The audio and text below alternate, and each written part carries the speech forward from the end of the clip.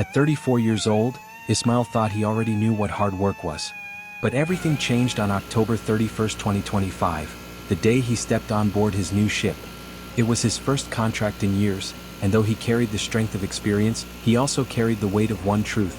He and his wife, Wena, still had no child.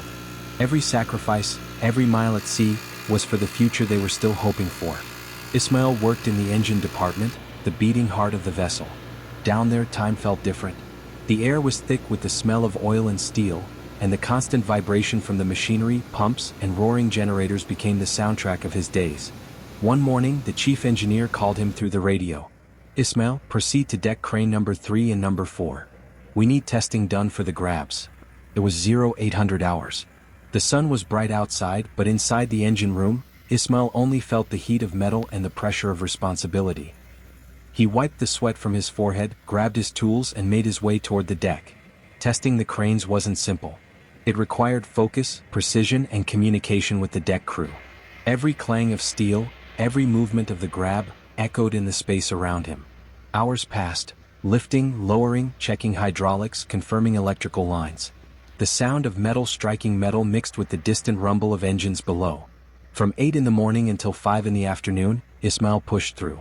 No complaints, no hesitation. Just the steady commitment of a seafarer who knew his purpose. During a short break, he looked out at the open sea.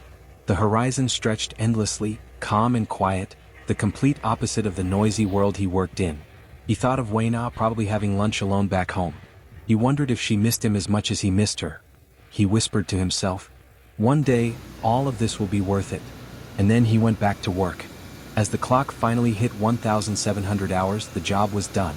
Crane testing completed, grabs working perfectly, and another long day crossed out from his contract. Tired but proud, Ismael made his way back to the engine room, ready to do it all again tomorrow. Because that is the life of a seafarer. Endurance, sacrifice, and hope sailing together across the oceans.